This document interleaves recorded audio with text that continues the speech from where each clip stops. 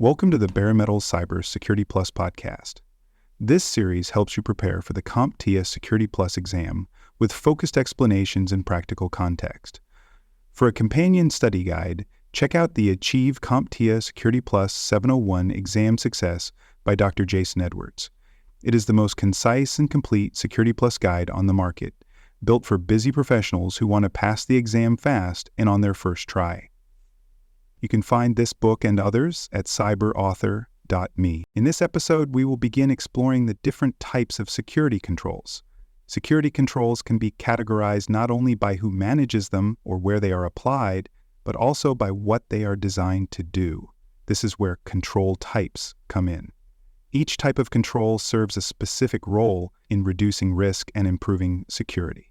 Today, we will focus on two of the most proactive types: preventive controls and deterrent controls. Let's begin with preventive controls. As the name suggests, these controls are put in place to stop security incidents before they can happen. They are designed to close off opportunities for attackers, block unauthorized access, and keep vulnerabilities from being exploited in the first place. Preventive controls act like barriers. They exist to make sure a problem never starts. Access control lists are a good example of a preventive control.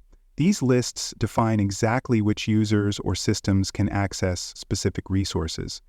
For instance, a network administrator might use an access control list to allow only the human resources department to access payroll files. Anyone else who tries to reach those files would be denied. The list is a clear rule, and it stops unauthorized access from happening at all. Another preventive control is encryption. When data is encrypted, it is transformed into a coded format that only authorized users can decode. This makes it much harder for attackers to steal usable information. Even if someone manages to intercept the data, they cannot make sense of it without the correct decryption key. Encryption protects both stored data and data in transit, making it one of the most widely used preventive tools in cybersecurity. Security awareness training is also considered a preventive control. While it may not involve technology, it prepares users to avoid risky behavior. For example, a well-trained employee is more likely to recognize a phishing email and delete it instead of clicking on a malicious link. By educating users about threats and safe practices, training reduces the chance that human error will lead to a security breach. To evaluate how effective a preventive control is, organizations often run scenario-based tests. For instance, they might simulate a phishing attempt to see how many employees report it versus how many fall for it. They might also audit access control settings to confirm that no unauthorized accounts have privileges they should not have. These tests help confirm that the preventive controls are doing their job and identify any areas where improvement is needed. Now let's turn to deterrent controls. These controls do not physically stop a threat, but they influence decisions by making the threat seem more difficult or risky to carry out. Deterrent controls work by changing the attacker's perception. If an attacker thinks a target is too hard to reach or too likely to trigger a response, they may choose to walk away and find an easier victim. One common deterrent is signage. Warning signs that say "area under surveillance" or "restricted access, authorized personnel only" are meant to create hesitation. Even if there is no visible security guard or alarm, the sign alone can be enough to cause an intruder to reconsider.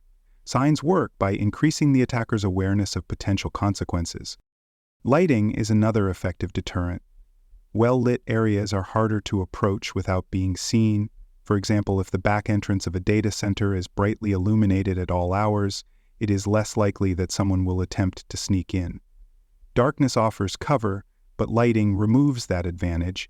Good lighting reduces hiding spots and increases the likelihood that unusual behavior will be noticed by security staff or surveillance systems. Speaking of surveillance, the visibility of cameras can also be a deterrent. A camera that is easy to spot signals that the area is being monitored. Whether or not someone is watching live, just the presence of the camera can make a person think twice. This is different from hidden cameras, which are used for evidence gathering. Visible cameras are about changing behavior before something happens. There are real-world examples of deterrent controls making a measurable difference. In one case study, a retail company was experiencing frequent break-ins through the rear doors of its stores. After installing visible cameras and warning signs near those entrances, the incidents dropped significantly. The company did not change the locks or hire more guards. They simply made it clear that surveillance was in place and the area was being monitored. The presence of deterrent controls helped reduce criminal activity by shifting the risk calculation for potential intruders. In another example, a university campus was dealing with laptop thefts in a quiet study area. Administrators installed motion-activated lighting and signs that reminded students to secure their belongings. While the lighting did not physically stop anyone from taking a laptop, the combination of increased visibility and reminders was enough to discourage the behavior. Theft incidents declined, showing how deterrent controls can improve security outcomes by influencing choices. As you get ready for the Security Plus exam, make sure you understand what makes preventive and deterrent controls different. Preventive controls actively block or stop something from happening. Deterrent controls do not stop events directly, they work by discouraging them. You may be asked to match controls to their type or select the best control for a particular scenario. Pay attention to context clues in the questions. If the goal is to prevent a user from accessing a file, look for controls like encryption or access control lists. If the goal is to make someone think twice before attempting something, consider lighting, signage, or visible surveillance. Thanks for joining us for this episode of the Bare Metal Cybersecurity Plus podcast. For more episodes, tools, and study support, visit us at baremetalcyber.com. And before you take the test, make sure to check out the practice questions in the book Achieve CompTIA Security Plus SY0-701 Exam Success by Dr. Jason Edwards. They cover every domain and are a powerful way to lock in your knowledge.